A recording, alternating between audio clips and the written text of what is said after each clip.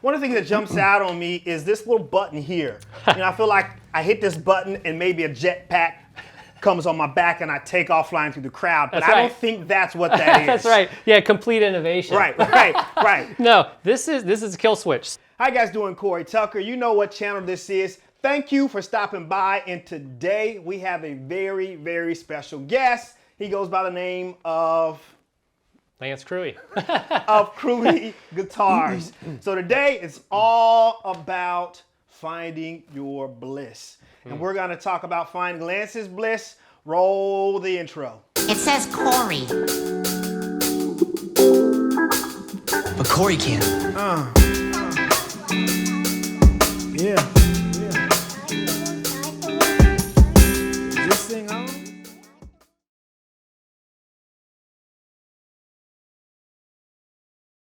All right, so we're here with Lance Cruey. First of all, let's do a channel introduction. Where can we find all your social media goodness? Yeah, sure. So I'm on Facebook and Instagram. It's under Cruey Guitars, and that's pretty much it right now. So Cruey Guitars, we're talking about all his custom-made guitars. So we're gonna jump right in, but first, I wanna learn a little bit about you. Now, me and Lance go back, we're on a worship team together. We're on a worship team together now, and so that's how I met Lance. And the first thing that I learned about Lance was he walked in, I think on a Sunday, with a Tele guitar and a Vox amp, and he started playing this tone, and I was just like, huh. And that began the chase of the tone. So tell me about your background, where you're from, where you grew up, what'd you do after high school, how'd you get in guitar? So many questions, so many things we want to know here. Loaded questions, I know, too. so I'll just break it down for you. All right, so Lance, when did you start playing guitar? I think I was a freshman in high school. Okay. So what's that, 15 or so? Yeah. And you remember getting your first guitar? I do. My grandfather gave me a PV Predator. It was one of the American models, and that was it. I mean, that's what sparked it. And so when you got that first guitar, do you remember like going into that place where you wanted to learn more about how this thing worked? What was that like? Yeah, so that didn't come till later, to tell you the truth. It was always me pushing the little channel button on the PV Rage amp. I think that's what it was at the time. And it was just the distortion channel. And that's all I wanted to hear. I just wanted to hear as much distortion as I could put on it and then just go. So I didn't start getting into like building guitars, repairing guitars until afterward. Kind of go into one of your next questions, a little about my background. I was in the Navy and I did 4.5 years in there, and that's really when that started to develop. It was, I was a broke sailor. I mean, they don't pay them very much. So, I had these guitars and I'm like, hey, I don't like the sound of this thing, so I want to put some new pickups in it, because that's what we do, right? And it wasn't cheap. So from then on, I was like, you spend what, $100 on a pickup, put another $100 on another pickup, another $100 to get them to put it in, you're $300. And I'm like, for one, I don't have this because I'm a broke sailor, and two, I could do this myself. So that's where I learned, and that's where I started repairs. And that was what, about 10 years ago? That was about 2007 or so. Okay. Yeah. All right. Yep. So was that 15 years? 13 years. 13, 14. My math is not good when we don't do math. when we're live here, right? Yeah, we play music. Right, exactly. In other backgrounds, I grew up here in Ohio. Traveled here and there when we moved, but I was born here, pretty much raised here, went through high school here, got in the military, did West Coast sailor thing, came back. I work in the medical field as my real job, my day job, and I've got a background in quality. So I take all of that stuff that I've learned through the years and I pour it into something that I love, and that's building and making guitars. So let's jump right into that. So I know we have a couple different guitars here. So let's talk about your very first build. Yeah, sure. So my very first build, actually, we won't put a numerator on how long it took, because it was put, you pick it up, you put it down, you pick it up, you put it down. I don't like it, I'm going to try something else. But it's kind of like writing a song. You're never really done, that's but right. You just begin to present it to the world. True, you know true. what I'm saying? So this is it. This is the first one. And I see it has some P90s in there. Yes, sir. So those are Lawler P90s. I think it's overwound in a bridge. And the reason I built it this way is because I just wanted that type of guitar at this time. And it's semi-hollow in here. Oh, that's a semi-hollow. Yes, sir. Okay. Yes, sir.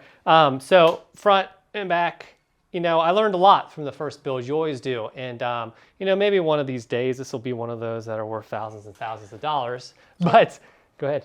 Oh, it's pretty light too.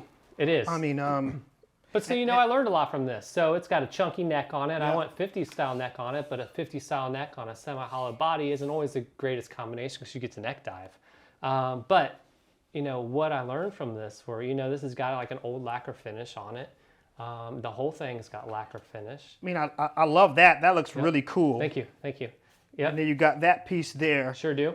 So was this your first go around with this type of finish? It was. It was. Yep. And how many coats did you have to get here? I think it's got 9 or so on there. Okay. Yeah.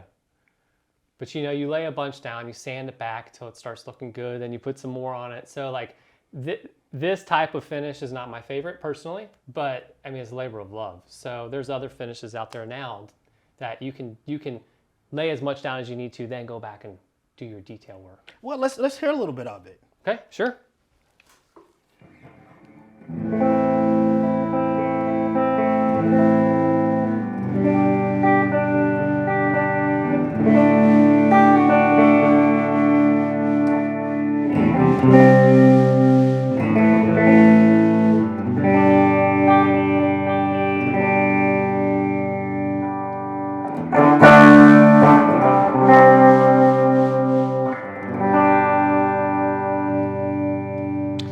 Best thing about this guitar, semi-hollow sound, and just the neck pickup on a P90.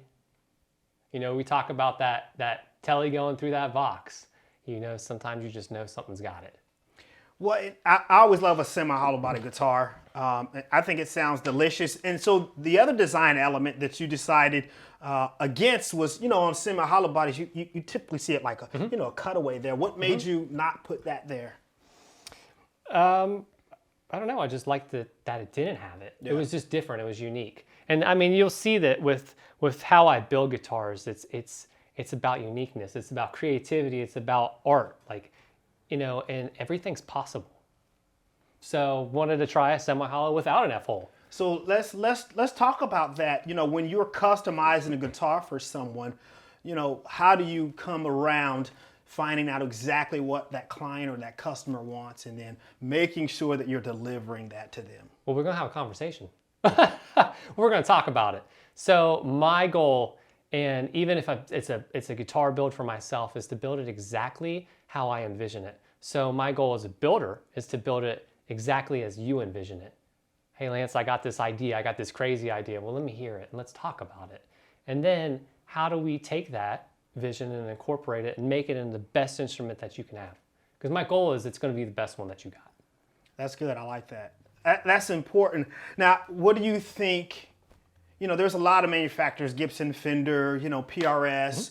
You know, what do you think your brand, Crewe Guitars, brings to the table that maybe some of those other national brands don't bring to the table? So, and that's a great question. And I think that's really one of the reasons I got into making them was I can design it any way that I want. You know, I'm not exclusive to, we'll say a telly, right? I'm not exclusive to building a telly with a 25.5-inch scale length. If I want to shorten that scale length just because it's a little more comfortable, well, let's do it. You know, I'm not, I don't have to use certain woods. I can use whatever woods we want as long as it makes a good guitar. All right, so let's take a look at your most, now this is your first build, right? First one. And I love how it sounds. Let's take a look at your most recent build. Okay. One of the things that jumps out on me is this little button here. You know, I feel like I hit this button and maybe a jetpack comes on my back and I take off flying through the crowd. But I don't think that's what that is. That's right. Yeah, complete innovation. Right. No, this is a kill switch. So it's a momentary switch. So that just break it down as soon as you push that button, it mutes everything. So it's wired to grounding.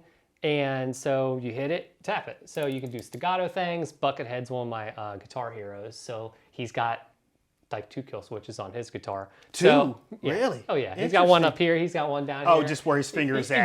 Exactly. I believe Tom Morello plays with a kill switch. You know, there's a lot of people out there that do that, or Gibson players that don't want to mod their Gibsons. They'll turn one of their volumes down for one of their pickups, and then they'll toggle between it. Well, it's easier just to push a button. Yeah. So talk to me about what's happening here on the pickup side. yeah, so these pickups, so another thing with being able to make my own guitars, for you, is that whatever you want goes in it. So these are Lindy Fralins. These are noise canceling P90s for his Jazzmaster versions. In the first guitar, those were Lawlers, and then in this Crewe guitar here, these are manualist pickups. So I'm not exclusive to saying, okay, well, we're only going to use this brand of pickups. I don't wind my pickups, at least not yet. I like to experiment with different brands, different manufacturers. And then this finish here is really, really unique. I've never really seen a manufacturer do that. Talk to me about that. Are you talking about the top? Yeah. So yeah, this is a Buckeye Burl. There's lots of theories behind different types of wood, sandwiching them together, and what kind of sounds you get out of it. But this one, I wanted to go strictly for looks. Now, does it sound good? I think so. But that was my goal. But this is a Buckeye Burl. Why I say that about the different sounds and stuff is these types of woods are soft, so they don't have an inherent tonality that may sound pleasing to some people. So it's really important with the combinations that you put here. But, an acoustic versus electric, two different stories, right? So, but yeah, Buckeye Burl, the problem with these, and I say it's a problem, it's not really a problem, it's just more work that you have to do. You have to fill the voids, and you have to make sure that's a solid piece. And then you can lay down your finish on it. So yeah, Buckeye Burl top. On the back, it's alder. Flame maple neck. This is an African blackwood fretboard. We were gonna get there next because I see something different that's going on. Yeah. With the neck here. I mean, there's something happening here. I can see Sure, it. sure. So tell them about what that is and what prompted you to go with that design. Okay. So yeah, I mean, I love Jazzmasters. I love Fenders. We'll just get that out of the way. But Jazzmasters are huge. I'm not a big dude, and I don't necessarily want to have a guitar that's hanging halfway off my body. So I thought, okay, well, let's shrink it. Let's make it look better. We'll do a little bit of different curves on it because I don't like to make direct copies. We'll change something on it. And so it's alder back. We talked about the Buckeye Burl top. The neck is, so this is bolt-on. This is a flame maple neck. And then the fretboard is African blackwood, which is actually one of my favorite tone woods. Well, and it looks like the neck, there's something happening here versus down here, right? Oh, yeah. I know what you're talking about. Yep. So this is an interesting concept. So I've researched so many different guitars over the years, and the way they do their profiles on their necks are pretty consistent. Mm-hmm. They usually go from thinner up here, and it gets a little bit thicker as you go down. Well, I wanted to try something different, so I reversed it.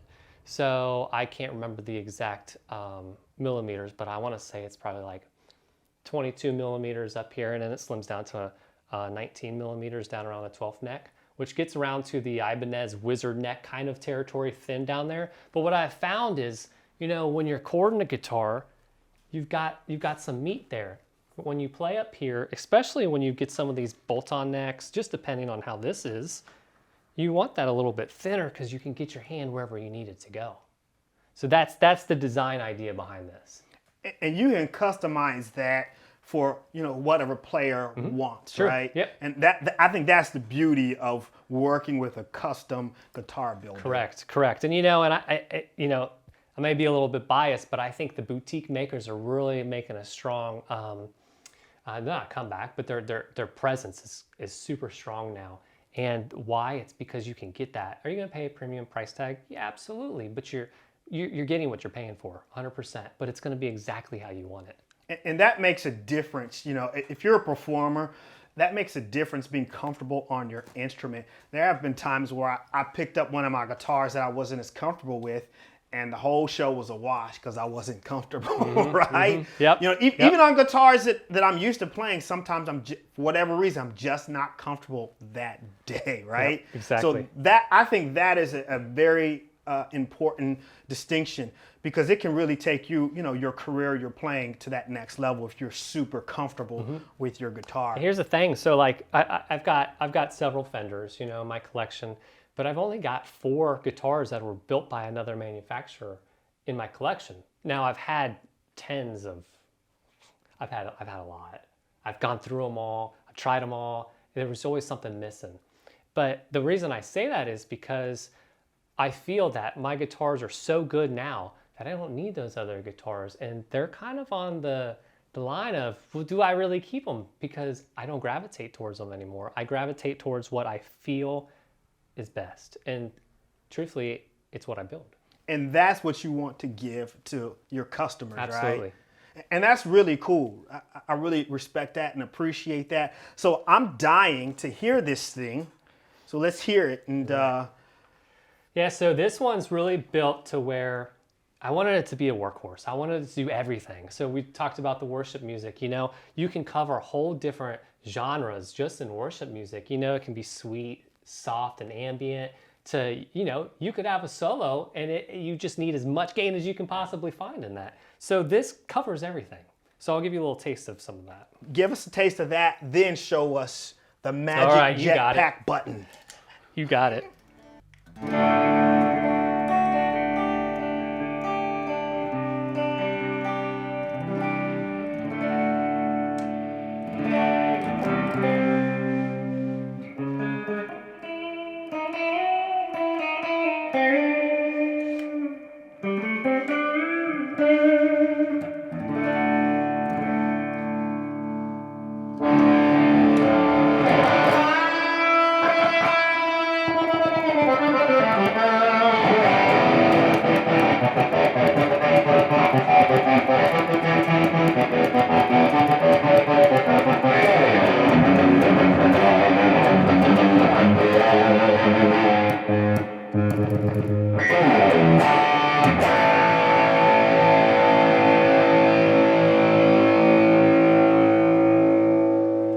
With Crewe guitars, anything is possible, right? Anything's possible. So how do we get a hold of you if we want to talk to you and set up an appointment for, figuring out this is what we want to do? Absolutely. So reach out to me on Facebook at Crewe Guitars or Instagram at Crewe Guitars, and let's just start a conversation. See where it goes from there. Anything is possible. I'm still hung up on that one for a second, but within reason, people, come on. Well, but I will do my best to make it the best guitar that you have. Well, if you've liked what you heard today, make sure you hit the subscribe button and the notification bell to let you know every time we post a video. Now, I think Mr. Cruey is gonna make more visits. We got some other things that we planned for you to take a look at. I think we're gonna do some pedal reviews and some stuff like that. So make sure you check for him as well on his site. I think we're gonna post this on your YouTube, hopefully. Yep, sounds good. All right. Sounds good. Well, until next time, peace and love. Yep, thanks, everybody. Listen closely, what I say.